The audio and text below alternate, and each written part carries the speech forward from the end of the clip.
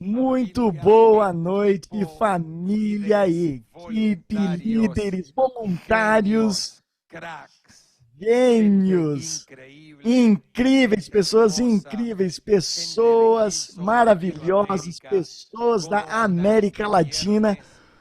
Como vocês estão nessa sexta-feira à noite aqui na Argentina, Brasil e Uruguai? Tarde, lá em Monterrey, também em São Paulo. Boa noite em São Paulo. Acredito que sim. Deus te abençoe grandemente. Amamos vocês. Vamos falar tudo esta noite em português.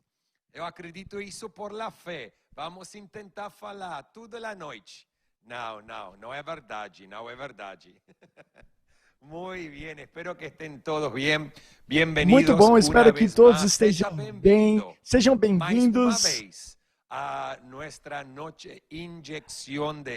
bem-vindos mais uma vez à nossa noite de injeção de liderança, transmitindo ao vivo desde nossa casa, e todos que estão conectados em Monterrey estão conectados, na verdade, no canal de Buenos Aires, porque nós estamos testando um novo sistema e se darão conta da qualidade de imagem que é de alta definição, que é o High Definition.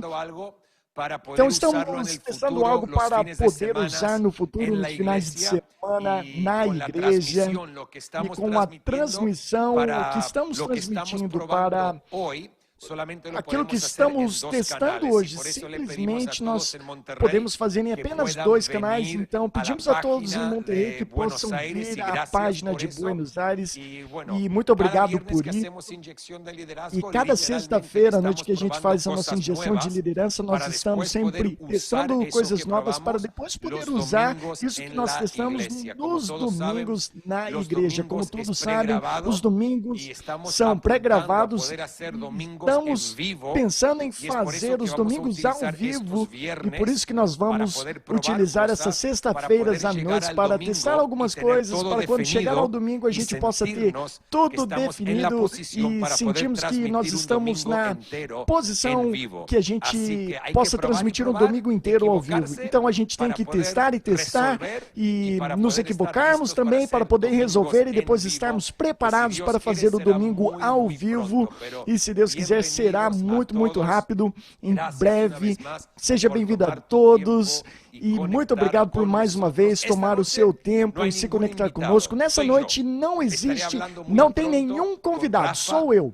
Estarei daqui a pouquinho falando com o Rafa lá em São Paulo e também com o Steven, e eles vão fazer algumas perguntas para mim essa noite. Eu senti de fazer assim, e recentemente estava aqui com a nossa equipe gravando aqui na nossa casa. Fica tranquilo aqui, meu cachorro acabou de sair, abandonar a casa de Deus, mas logo ele volta. Mas nós estamos calculando. Aí agora o Dunamis está voltando para a casa do pai. Essa noite de injeção de liderança número 10. 10 semanas fazendo isso às sexta-feiras. E obviamente nós tivemos um descanso por causa da noite de Sisterhood e também de noite de DNA, mas vamos direto a isso. O que eu gostaria de fazer pelos próximos 20 minutos é compartilhar alguns pensamentos que eu compartilhei com o nosso staff essa semana. Todas as quartas-feiras nós temos todas as terças-feiras nós temos reunião com o nosso staff, e eu trago um pensamento de cultura que reflete o DNA da nossa igreja, tudo aquilo que tem moldado a cultura da nossa igreja em 36 anos. Então eu senti nessa tarde compartilhar esses pensamentos com vocês nessa noite. Temos líderes conectados, voluntários conectados, então é super importante, e vou falar diretamente ao coração e desafiar a sua mentalidade. Isso é o que eu falei com o nosso staff, e eu estive pensando essa semana, aí onde nasceu esses pensamentos. Muitos me perguntam, quando eu viajava bastante, numa vida antiga, quando eu ia para congressos ao redor do continente e algumas sessões de liderança em várias partes, e quem sabe, e às vezes abre um espaço para perguntas e respostas. E muitas das vezes as perguntas que me fazem começam com como. Como que vocês fazem isso na Hillsong? Como que vocês fazem aquilo na Hillsong? Ou como que vocês fazem isso com a sua equipe? E as perguntas que geralmente começam com como. E já me escutaram de me ouvir várias vezes que o como não é tão importante, mas o que é mais importante para nós é o porquê. Eu já disse várias vezes que se nós entendemos o porquê, perdão, estou um pouco cansado, estou nas ruas todos os dias entregando mercadorias, mas se nós entendemos o porquê, o como virá facilmente. E eu fiz uma pergunta para mim mesmo que eu compartilhei com o nosso staff. Por que eu faço o que eu faço? Porque junto com a Lucy, nós fazemos o que fazemos. A Lucy está sentada, está aqui conectada com a gente, está mandando um abraço para todos. Está mais ou menos 1,5 metro de distância aqui, escrevendo no chat também, conectando com a gente. Mas por que eu e a Lucy fazemos o que nós fazemos? Por que esse sacrifício? Por que nós entregamos as nossas vidas pelo avanço do reino de Deus, pela edificação da igreja? Por quê? E às vezes é bom a gente fazer essas perguntas para nós mesmos. Por que eu faço o que eu faço? Eu dizia ao nosso staff, como empregados pela igreja, essas coisas que eu vou compartilhar devem ser o nosso porquê. Por isso que nós trabalhamos na igreja e como equipe eu gostaria de compartilhar 7 razões pelas quais eu faço o que faço. Então, se você está esperando alguma ordem, um montão de versículos, você não vai receber isso. Isso é mais no sentido de liderança, coração, modo cultura da nossa casa. Tem alguns versículos, fica tranquilo, mas está tudo baseado nas Escrituras.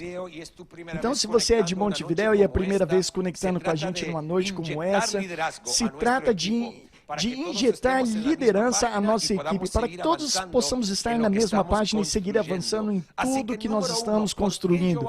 Assim, número 1, por que eu faço o que eu faço? Número 1, porque Deus nos salvou, me salvou e me chamou. Creio com todo o meu coração, e nós vemos nas Escrituras que o momento que Deus nos salva, também Ele nos chama. Isso para mim não é um trabalho, mas é um chamado. É um chamado. E o servir a Deus é um chamado. Se eu faço isso a tempo integral e você faz como tempo integral também, ou como a maioria de nós que são voluntários, isso é um chamado. No momento que nós somos salvos, nós somos chamados. Se você está esperando o seu chamado, deixe de esperar, porque no momento que a salvação chegou ao seu coração, Deus te chamou. 2 Timóteo capítulo 1, versículo 9, um versículo que tem moldado a cultura da nossa casa e uma mentalidade de liderança dentro da nossa casa diz: Ele nos salvou e chamou com um chamado santo, não conforme as nossas obras, mas segundo o seu propósito e a graça que nos foi dada em Cristo Jesus antes dos tempos serem criados. Ele nos salvou e nos chamou. É um combo. A salvação está alinhada com o chamado. E isso me empolga bastante, porque não dá para você ser salvo e não ser chamado. Escuta isso mais uma vez. Você não pode ser salvo e não chamado. Eu faço o que faço. E esse é o meu porquê, porque Deus me salvou e me chamou. E Deus também te salvou e te chamou. Se você está esperando uma voz que te diga do céu para te dizer: filho, eu estou te chamando, isso não vai acontecer. Porque no momento que você disse sim a Jesus, o chamado se despertou na sua vida, porque Ele nos salvou e nos chamou. Por que eu faço o que eu faço? Porque eu sou salvo e eu sou chamado.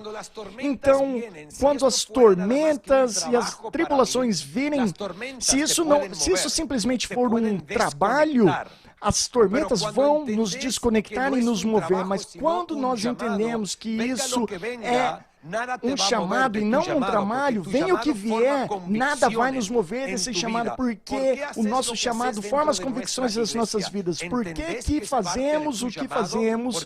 E por que você faz o que você faz dentro da nossa igreja? Porque Deus te chamou e te salvou e te chamou, que seja o porquê por trás de tudo aquilo que a gente faz na nossa igreja e no reino de Deus. E número 2, por que eu faço o que eu faço? Porque venha o teu reino, é a postura do meu coração, venha o teu reino. Jesus disse que quando nós oramos, e quando Ele nos ensinou em Mateus 6, que nós devemos orar, venha o teu reino, que a sua vontade seja feita na terra como nos céus. Isso não se trata do nosso reino, não se trata da nossa igreja, simplesmente é o lugar onde Deus nos plantou. Isso se trata de estabelecer o reino de Deus. Vivo para que venha o reino de Deus. Eu vivo para que venha o reino de Deus. E eu compartilhei semana passada um pensamento de um teólogo, o N.T. Wright, que diz que às vezes nós nos preocupamos de viver de tal maneira que nos levará ao céu, mas nós precisamos estar preocupados em trazer o céu para a terra, porque Jesus disse que o reino de Deus será estabelecido através das nossas vidas. O porquê que eu faço o que eu faço? Porque eu saí de casa às 9:30 da manhã e agora são 9 da noite e continuo fazendo o que eu estou fazendo para edificar a igreja, para edificar a sua vida como membros da nossa casa e membros da nossa equipe, porque tudo se trata de estabelecer o reino de Deus, em primeiro lugar em nós mesmos e depois através de nós na sociedade. O reino primeiramente vem com Jesus Cristo e vem hoje à terra através das nossas vidas. Que venha o teu reino é um dos porquês por trás de fazer o que eu faço. Número 3, por que eu faço o que eu faço? Nós falamos isso constantemente. Número 3, as pessoas. Fazemos o que fazemos para Deus e pelas pessoas. Jesus nos disse que nós devemos amar a Deus com todo o nosso coração e também amar o próximo como nós amamos a nós mesmos. Por isso nós fazemos isso pelas pessoas. A salvação não é algo egoísta. O dia que nós recebemos ao Senhor, eu já disse em várias ocasiões, e nós jamais deveremos duvidar que nossas vidas deixaram de se tratar de nós mesmos e começou a se tratar começou a se tratar sobre a vida das outras pessoas. Através do nosso chamado, Deus nos empodera para viver para os outros. Por que eu faço o que eu faço? Pelo amor pelas pessoas, o amor por essas pessoas que Deus entregou, que Cristo entregou a sua vida e o seu sangue. Por isso que jamais eu vou deixar de liderar as pessoas. E eu jamais vou liderar a partir de uma zona de conforto ou a partir das minhas emoções ou uma liderança cômoda. Hoje em dia seria muito fácil, com as restrições que existem aqui, com a quarentena que nós estamos vivendo, com as limitações que estão diante de nós, ficar na minha casa, não ir para lugar nenhum, não tentar fazer a diferença, não ajudar os necessitados. Mas, amigo, o que nós fazemos e o porquê por trás de tudo isso são as pessoas. E jamais nós devemos duvidar que aquilo que nós fazemos não é para que a gente se torne conhecido, mas para que a gente possa conectar com as pessoas. E número 4, por que eu faço o que eu faço? É para glorificar a Deus. Para glorificar a Deus. Jesus disse que somente fazia o que o seu Pai dizia que ele devia fazer. E em fazer isso, ele trazia glória para o nome de Deus. Trazia glória ao Pai. E por que eu faço o que eu faço? Não para receber glória, mas para dar glória a Deus. Não para que a nossa igreja seja glorificada, não para que eu seja conhecido, mas o que nós fazemos é para glorificar a Deus. Então, se nós formos liderar de tal maneira que glorifica a Deus, vamos entender então constantemente que a mediocridade não glorifica a Deus. Assim que a gente não vai construir uma igreja medíocre, porque isso não glorifica a Deus. Nós temos que entender que uma igreja estagnada não glorifica a Deus. O que glorifica a Deus é o progresso.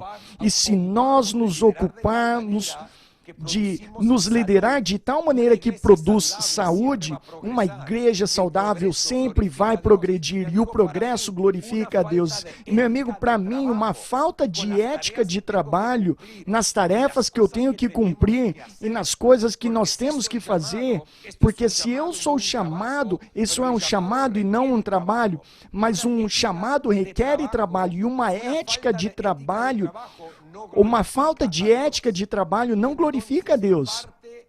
Então, parte do porquê da minha vida, eu entendo muito bem, junto com a Lucy, com o nosso staff, com todos aqueles que nos rodeiam, que tudo que nós fazemos tem que glorificar a Deus. É a motivação dos nossos corações. Número 5, por que eu faço o que eu faço? Por nossa Jerusalém. Por nossa Jerusalém. Deixa eu te explicar isso por um momento. Sabemos que, Atos capítulo 1, Jesus diz que quando o Espírito Santo viesse sobre nós, nós receberíamos poder e seríamos testemunhas em Jerusalém, Samaria e até os confins da terra. E qual é o problema nessa geração, na igreja? Existem muitos oportunistas que querem chegar até os confins da terra sem edificar a sua Jerusalém. Não querem pagar o preço em Jerusalém, mas querem chegar aos confins da terra. Eu dou graças a Deus, porque pela metade do ano passado eu senti fortemente pelo Espírito Santo de decidir em não viajar em 2020.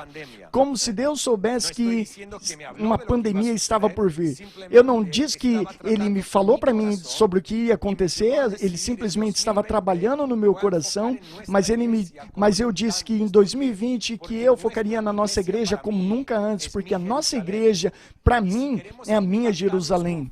E se nós queremos impactar os confins da terra, então, para mim, a revelação foi: isso não vai acontecer comigo indo para todos os locais pregando, isso vai acontecer comigo e com a Lucy focando na nossa Jerusalém, edificando algo forte, demonstrando aquilo que é possível como uma igreja continental, um casal continental que trabalha para edificar de tal maneira, mostrando aquilo que é possível, inspira uma geração que a nossa Jerusalém impactará os confins da terra. Por que eu faço o que eu faço?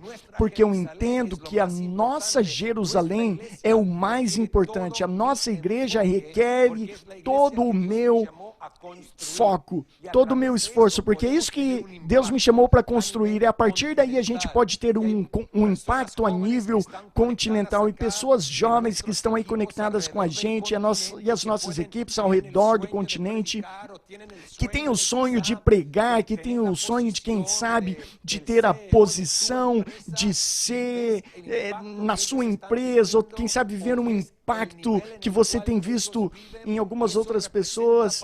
Talvez isso representa para você os confins da terra e você acaba menosprezando a sua Jerusalém. Mas o que está nas suas mãos agora é essa Jerusalém, e a Jerusalém precisa ser esse porquê por trás de tudo aquilo que nós fazemos, porque edificando aquilo que nós temos hoje, Deus nos usará para ter um impacto mais adiante, com tudo aquilo que nós sonhamos. A sua melhor oportunidade, a minha melhor oportunidade está naquilo que nós atualmente estamos construindo, atualmente com aquilo que está nas nossas mãos, e a nossa Jerusalém é um grande porquê para mim, na minha vida. Número 6, só mais 2 e nada mais, daqui a pouco a gente vai conversar um pouquinho mais com os meninos. Número 6, um dos porquês por trás daquilo que eu faço são as gerações. As gerações.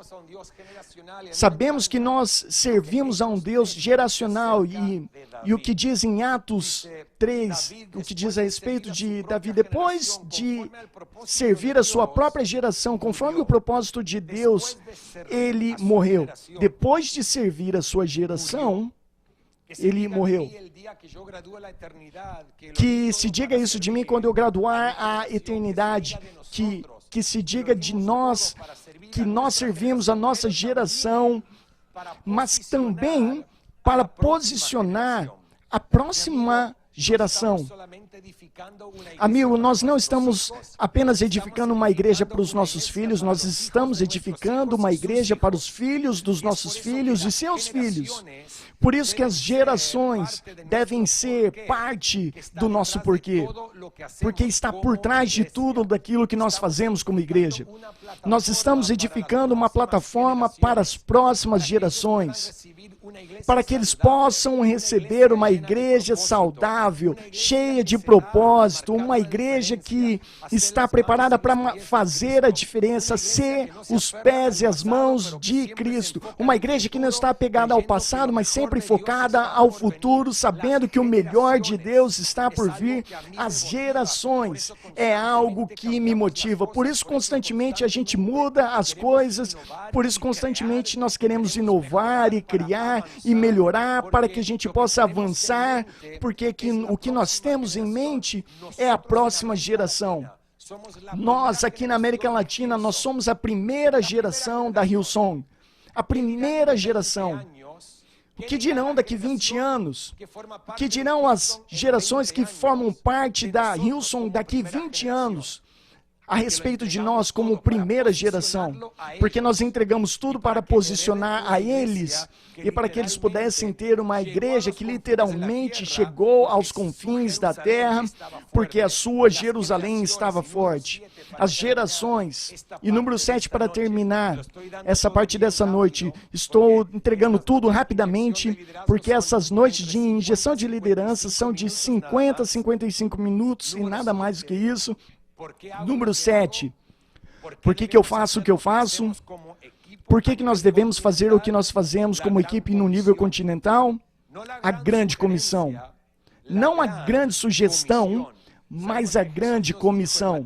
Nós sabemos que Jesus disse em Mateus capítulo 28, versículo 18 a 20, que Jesus estava próximo dos discípulos e disse: "Foi-me dado toda a autoridade nos céus e na terra. Portanto, vão e façam discípulos de todas as nações, batizando-os em nome do Pai, do Filho e do Espírito Santo, ensinando-os a obedecer todo aquilo que eu tenho mandado a vocês. E eu te afirmo a vocês que sempre estarei com vocês até o fim do mundo." Amigos, nós não estamos fazendo discípulos da Hillsong, nós estamos fazendo discípulos de Jesus. Eu vou dizer isso mais uma vez. Nós não estamos fazendo discípulos da Hillsong, nós estamos fazendo discípulos de Jesus. É parte do nosso mandato, é parte do nosso porquê. Por isso que nós amamos a Deus e as pessoas, por isso que nós fazemos coisas como grupos de conexão e temos coisas como o Eu Decidi, Noite de DNA e o College Noturno. É por isso que nós estamos fazendo isso, porque estamos fazendo discípulos. Então, por que você faz aquilo que você faz? E eu gostaria de, quem sabe, falar 20 pontos, mas eu resumi tudo nesses 7 pontos. Somos salvos e chamados. Nossa declaração e foco deve ser: venha o teu reino. Se trata do reino dele. Se trata das pessoas, glorificar a Deus, a nossa Jerusalém, as gerações e a grande comissão. Meu amigo, estou abrindo meu coração. Isto é porque o que eu faço junto com a minha esposa, pastoreando a nossa igreja a nível continental. É por isso que nós pagamos o preço que nós decidimos a pagar e tentamos liderar de uma maneira que empodera os demais e cria espaço para os demais. É por isso que cada sexta-feira nós tomamos o tempo de se conectar junto com vocês através dessa noite de injeção de liderança e fazemos tudo o que fazemos como igreja, porque essas 7 motivações é aquilo que guia os nossos corações para que a gente possa alcançar tudo aquilo que Deus tem para nós e também estabelecer uma cultura de liderança saudável dentro da nossa igreja, em nome de Jesus. Quantos me dizem nos chats, amém? Muito bom. Isso é o que vai acontecer nesse momento. Eu vou conectar agora mesmo com o Steven em Monterrey e com Rafael em São Paulo.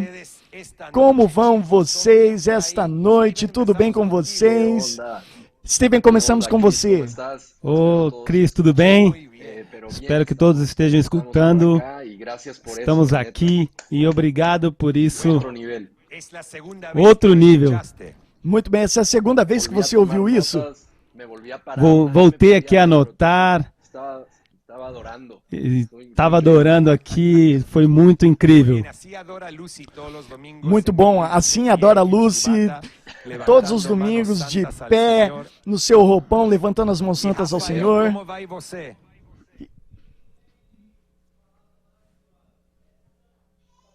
No te escuchamos, Rafael.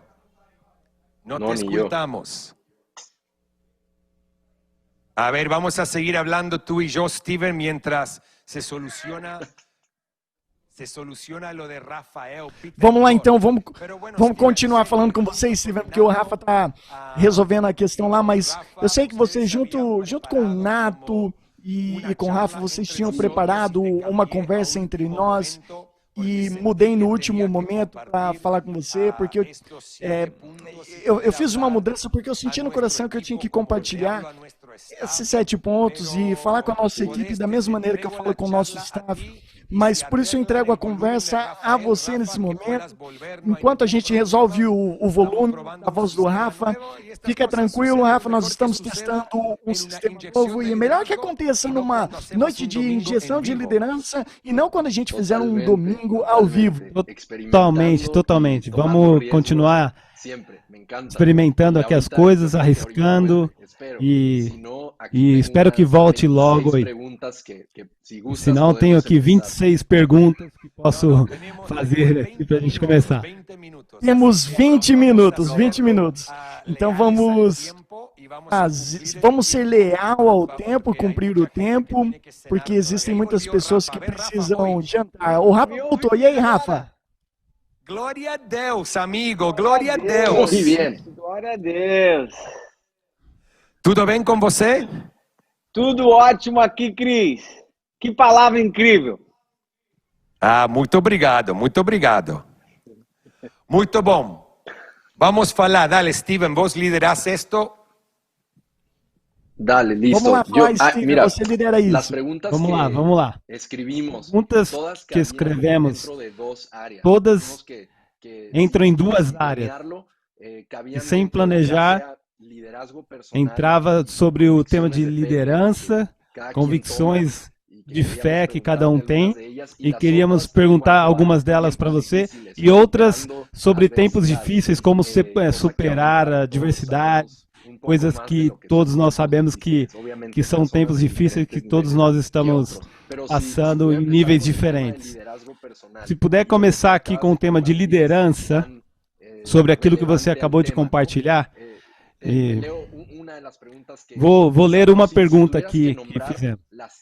Se você tivesse que nomear 3 características mais importantes para que uma pessoa cresça no seu chamado, qual seriam? E provavelmente são coisas que você já viveu, decisões que você teve que tomar na sua vida.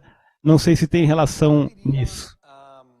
Sim, eu diria que coisas que sempre falamos, que jamais nós devemos esquecer ou duvidar. Muitos dos nossos convidados, nas últimas 9 semanas que se conectaram com nós, com a gente, fizeram referência a essas 3 coisas. E eu diria, número 1, um coração ensinável. Ter um coração ensinável, sem um coração ensinável você jamais vai progredir e avançar. Mas um coração ensinável também requer o desaprender para que depois você possa aprender e avançar. Isso é muito importante.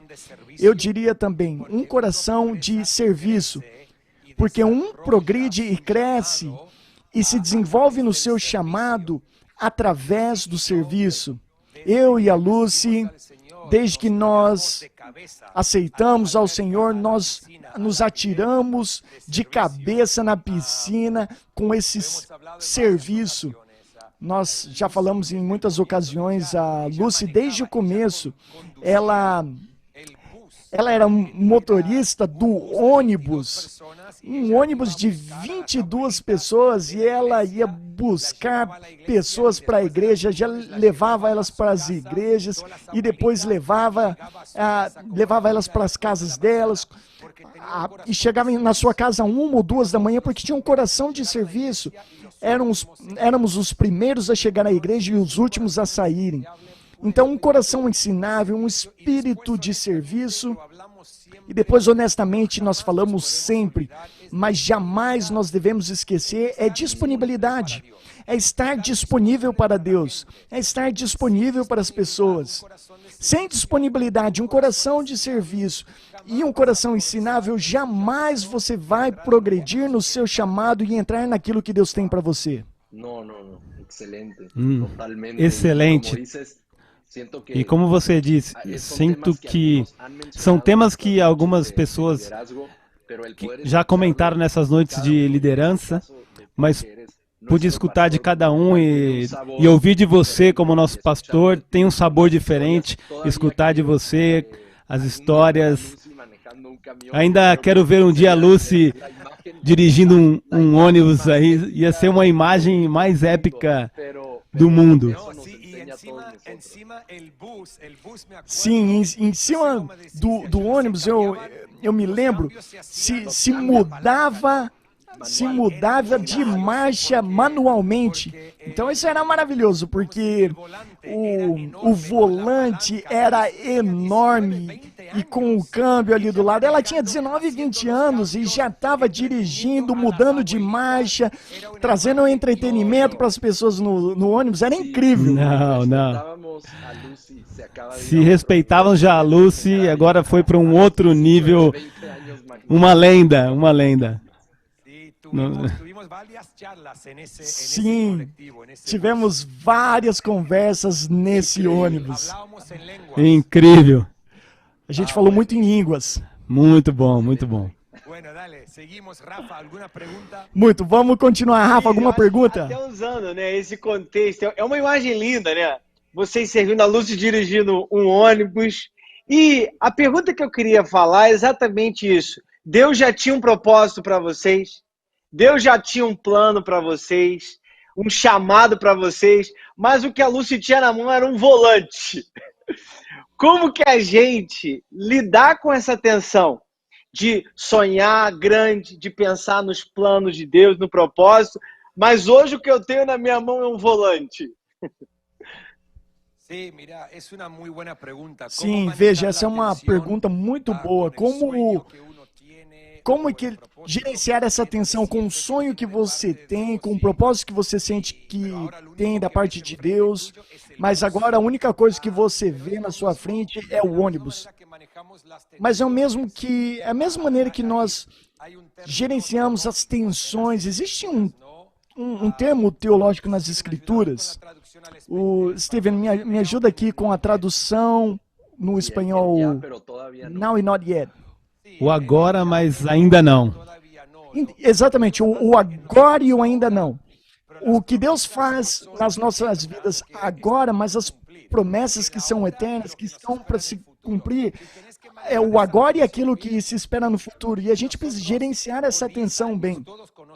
Mas por muito tempo, por 10 anos, todos conhecem a história, tivemos o sonho de mudar a América Latina e por muitos anos seguidos, as nossas responsabilidades na Austrália mudavam. Mas focar sempre naquilo que a gente tinha nas nossas mãos, sem deixar de perder o sonho, esperar o sonho sem fazer nada com o que a gente tinha nas nossas mãos. É parte do que eu falava sobre a Jerusalém, aquilo que você tem na frente de você agora. A sua melhor oportunidade está nisso. Quem sabe você está sonhando de ter uma promoção no seu trabalho, está tão focado na promoção que você acaba menosprezando as tarefas que você está fazendo agora no seu trabalho. Mas menosprezar isso quer dizer que a promoção jamais virá. Falei um domingo algumas semanas atrás, que nós temos que viver vidas produtivas, é ser fiel com os talentos na nossa mão, trabalhar eles, e Deus trará a multiplicação. O que fazer pelos outros é aquilo que nós não podemos fazer, mas é muito perigoso muitas vezes simplesmente sonhar com o futuro e não estar presente no presente. É muito importante, jamais chegaremos a 10 igrejas no continente se nós não edificarmos as 4 que hoje nós temos. Então, nós precisamos gerenciar essa atenção agora e aquilo que está por vir. E é uma atenção diária. Nunca nós nos graduamos de ser fiel daquilo que nós temos nas nossas mãos. Definitivamente. Muito bom. Eu creio que... Quero te fazer uma pergunta. Existe algum conselho que você recebeu de alguém em alguma ocasião que foi definitivo para a sua vida? Algum positivo, obviamente, mas também se você puder falar algum conselho que não era o que necessitava escutar naquele momento e te levou para outra direção. Sim, totalmente. Eu vou começar com o negativo. Eu e a Lucy, pelo menos 2 ou 3 vezes ao ano, nós nos fazemos uma pergunta, no mínimo. Ela faz ela para mim, ou quando estamos num momento onde Deus abre uma porta nova, Deus faz algo novo.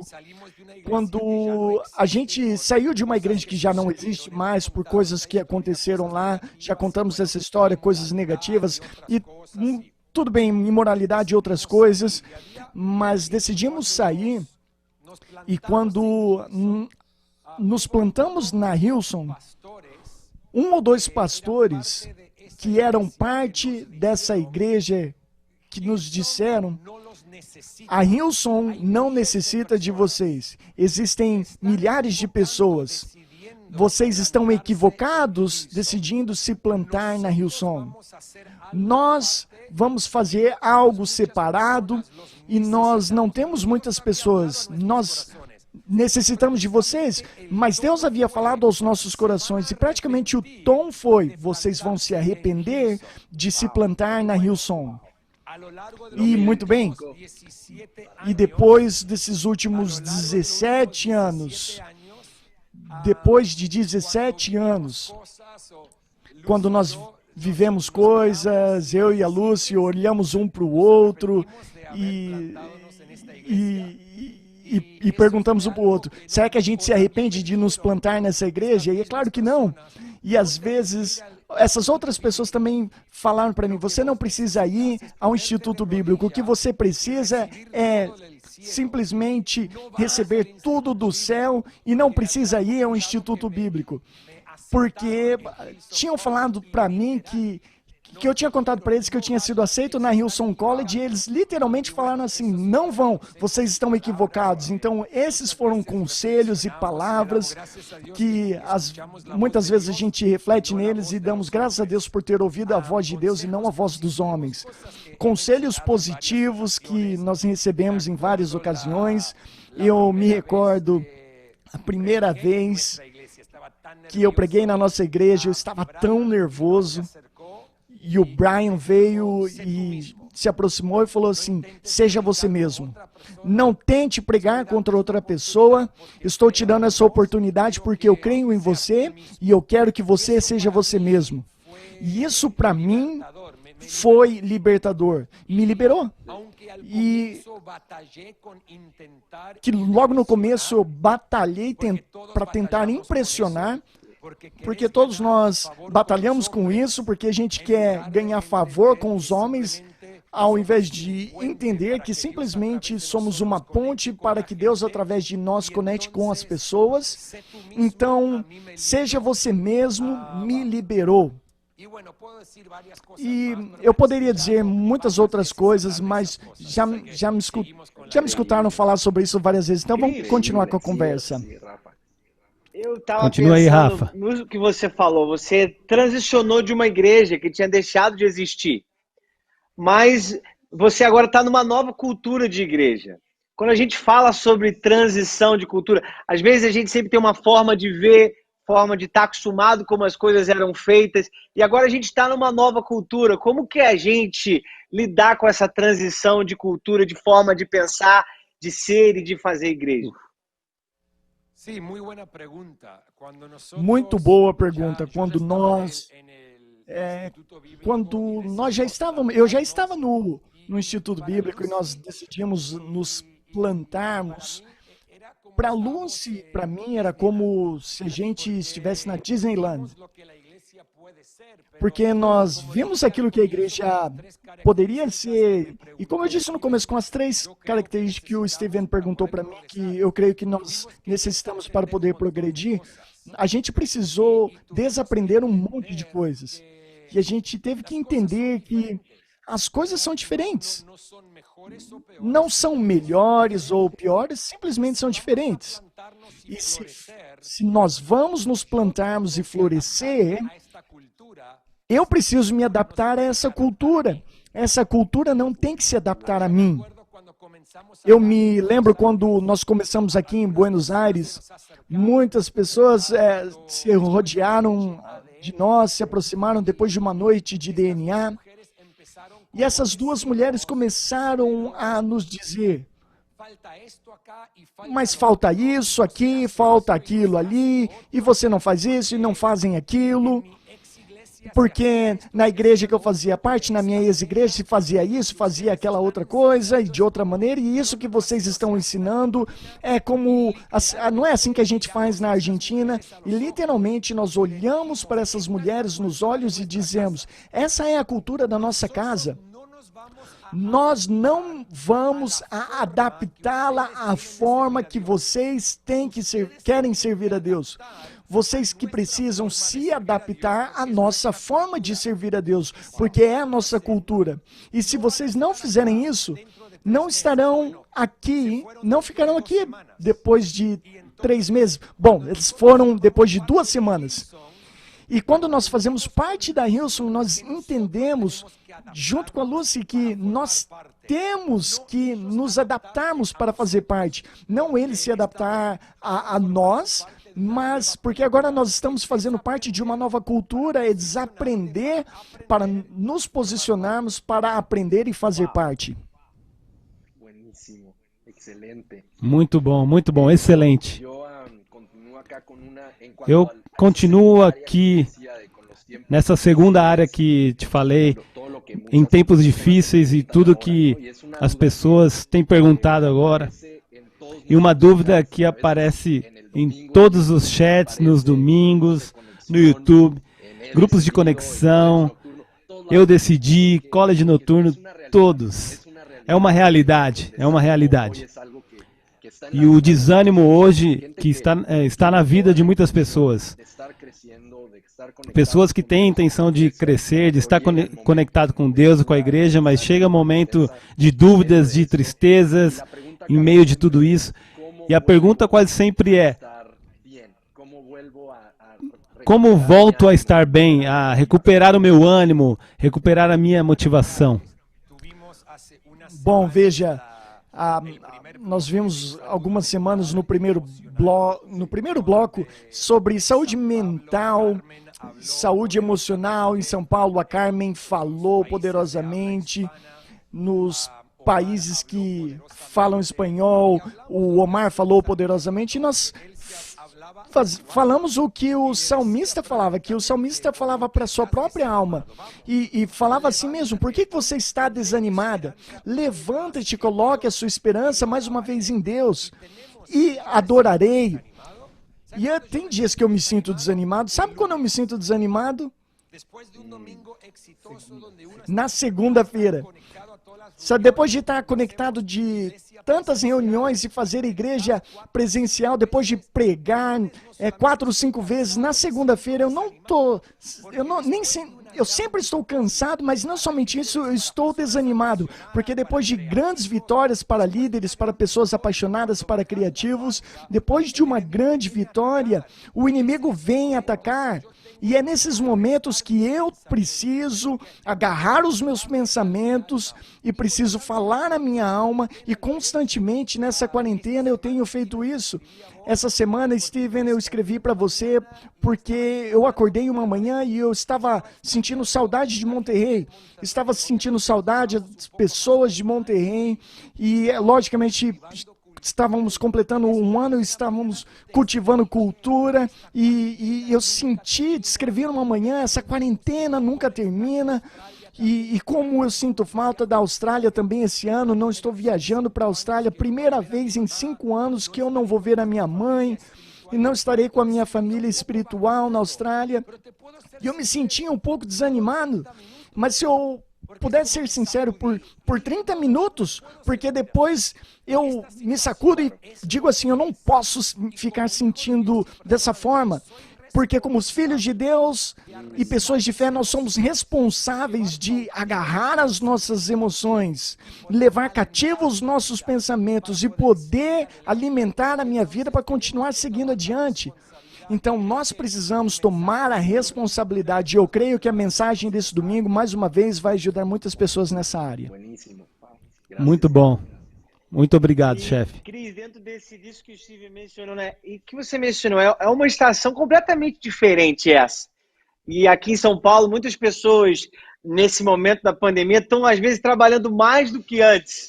Mudou os papéis do trabalho. Eu também, trabalhando mais que antes. Sim. Aí a gente está todo mundo online. Existe algo agora chamado a fatiga digital. A gente está cansado de ficar olhando para a tela. Só que, ao mesmo tempo, existem pessoas que Deus nos chamou para liderar nos nossos grupos de conexão, nas nossas equipes. Como que a gente lidar com essa sobrecarga, continuando a inspirar as pessoas, cuidar das pessoas, liderar as pessoas?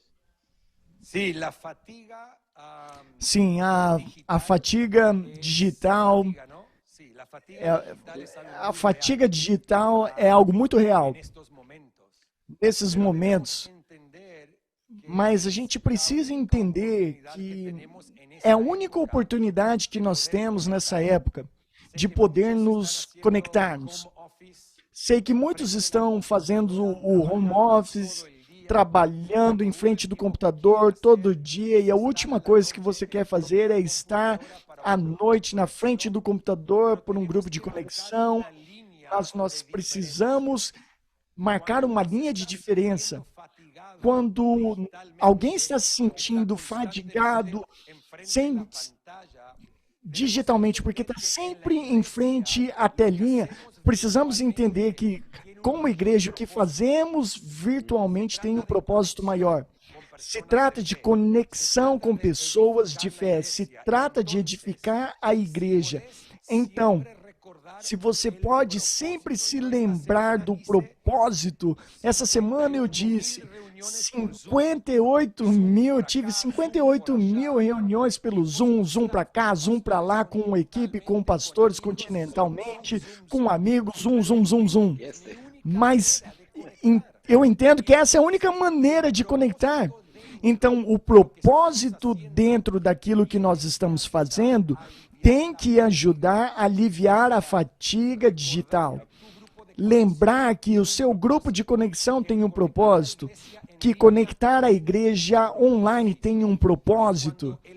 E quando o propósito é o seu porquê, vai então poder se levantar e aliviar essa fatiga digital. Totalmente. Temos tempo para mais 2 perguntas. Já ia te perguntar. Eu tenho uma pergunta que já leva a gente para o final. Usando a tua imaginação e visão, como você vê a nossa igreja na América Latina nos próximos, talvez, 5 anos? Eu vejo ela mais madura.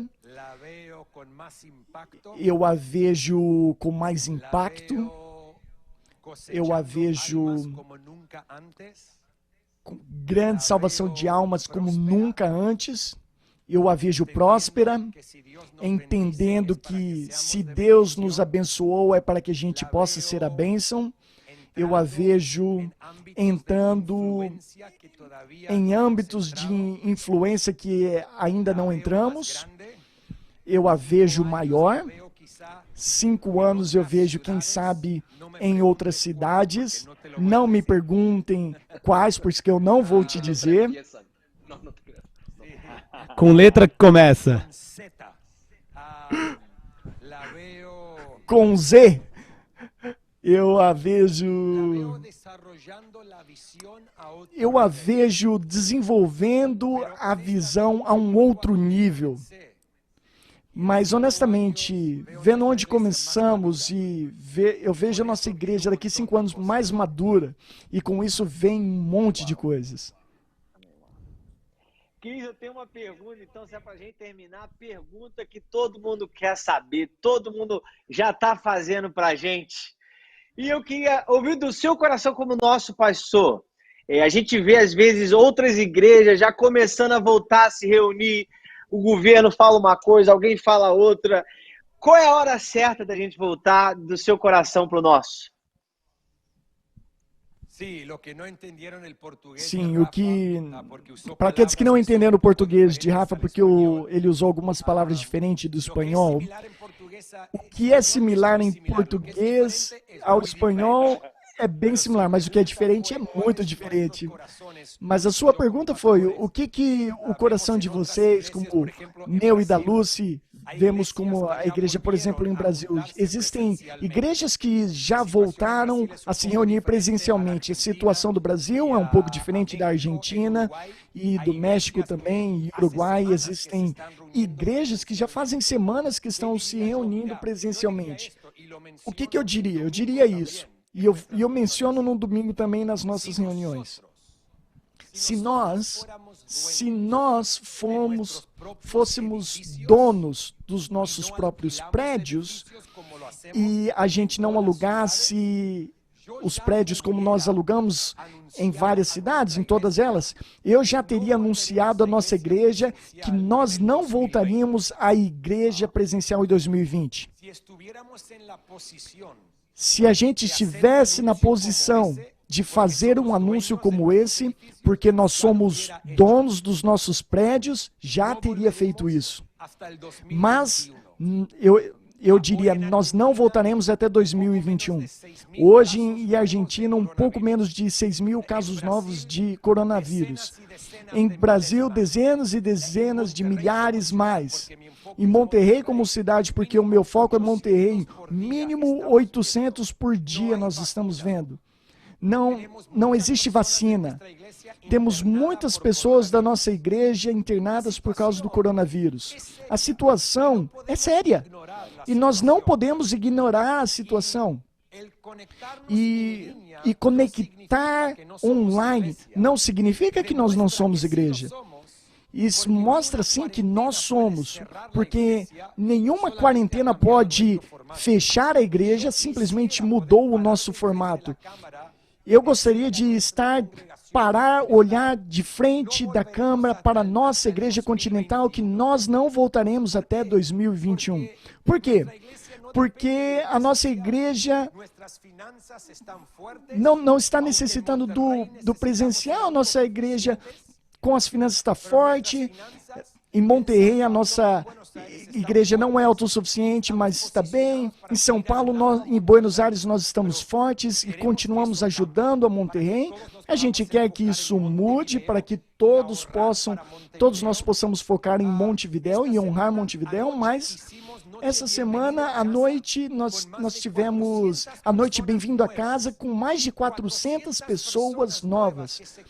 400 pessoas novas que se conectaram à nossa igreja desde o começo da quarentena. Nós já vimos centenas e centenas e centenas de salvações. Estamos escutando de milagres, estamos ajudando a nossa sociedade mais do que nunca. Hoje em Monterrey, o Steven com a equipe de Siricare foram a uma comunidade vulnerável, onde nós aqui em Buenos Aires, hoje a gente foi a uma comunidade em Buenos Aires, uma comunidade vulnerável. O que estamos fazendo chamou a atenção da imprensa.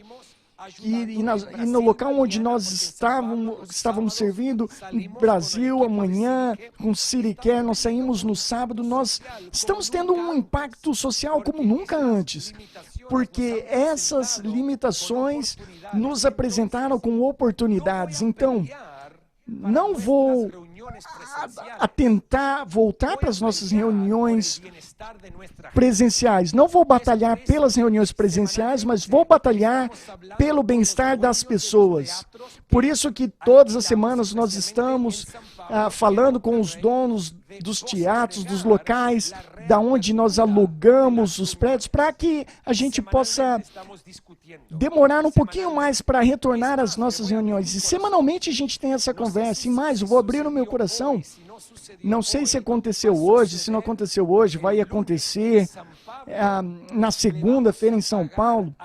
Nós vamos voltar a pagar janeiro e fevereiro adiantado, porque nós não temos contrato, mas nós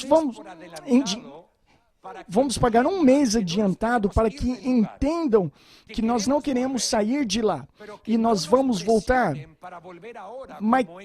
Mas para que eles não nos pressionem para voltar agora como eles gostariam, porque o bem-estar das pessoas é o nosso foco. Não nos reunir presencialmente. Esse é o nosso coração. Então orem pela nossa igreja, orem para que a gente não precise render as pressões dos donos dos locais, para que a gente possa seguir nesse formato, para que trabalhar contra o vírus nessas cidades. Muito obrigado. Muito bom, muito obrigado. Passamos por 5 minutos, mas vamos orar para todos como equipe. Eu gostaria muito que o Steven e Rafa, se puder orar, obviamente em português, por toda a nossa equipe. E Steven, se você puder orar depois em espanhol, e depois eu me despido de todos. Vamos lá, vamos orar juntos. Pai, muito obrigado. Obrigado porque o Senhor nos colocou algo lindo nas nossas mãos, Pai. E obrigado porque nós podemos ver a Tua mão sobre tudo que nós temos feito. Pai, como o Cris falou, no meio de uma estação tão diferente, nós podemos ver a Tua bondade, nós podemos ver o Teu favor e a Tua graça. Pai, eu oro por todos os nossos líderes, eu oro por todos os nossos voluntários, todas as pessoas que são parte da nossa igreja. Pai, que nessa estação nós possamos sentir-nos mais fortes do que nunca, mais unidos do que nunca, mais conectados do que nunca. Pai, que nós possamos cuidar, liderar das pessoas que tu tem dado para a nossa igreja, Pai, com todas as nossas forças. Pai, que essa seja uma estação onde nós vamos ver a Tua mão sobre nós como nunca antes. Muito obrigado, Pai. Obrigado pelos nossos pastores Cris e Lúcio, Pai. Nós abençoamos a vida deles, a vida da família deles, Pai, e toda a nossa igreja também em nível global, Pai. Muito obrigado pelo Teu amor, o Teu favor sobre nós, em nome de Jesus. Amém. Amém, amém. E amém. Orando, cremos, Senhor Jesus, que você segue no controle de todas as coisas. O Senhor continua sendo bom, está envolvido na evolução da sua igreja. Obrigado por usar cada pessoa, todas as pessoas que são parte da nossa equipe nesse continente. Te pedimos que nos dê novas forças a cada pessoa, todos os líderes de conexão, os voluntários novos, não importa quem são e o que estão fazendo, o que elas estão sentindo, que o Senhor dê novas forças, novos ânimos para entrar nessa temporada, Senhor, por aquilo que temos adiante de nós, não esperando apenas a volta presencial da nossa igreja, mas que a gente aproveite cada dia, que possamos ser as suas mãos em todas as coisas. Obrigado pela vida dos nossos pastores, Cris e Lúcio, que o Senhor continue dando visão fresca a eles nessa temporada, Senhor, na medida que a gente continua edificando a Tua casa, em nome de Jesus. Amém. Amém. Muito obrigado, Rafa.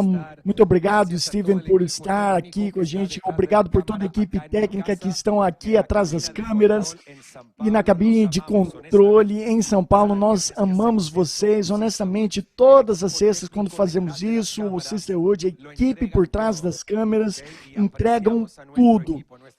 E nós apreciamos a nossa equipe, nossa igreja é o que é por causa de pessoas como vocês e pessoas que estão conectadas, vocês que estão conectados. Noite de injeção de liderança, domingo nós nos vemos em São Paulo no primeiro bloco, Mário Rui Boto, no segundo bloco eu estarei pregando, em Monterrey, Buenos Aires e Montevidéu, primeiro bloco, Juan Menrias, no segundo bloco eu estarei pregando, vamos orar por uma colheita de almas, nos vemos em breve, Deus te abençoe.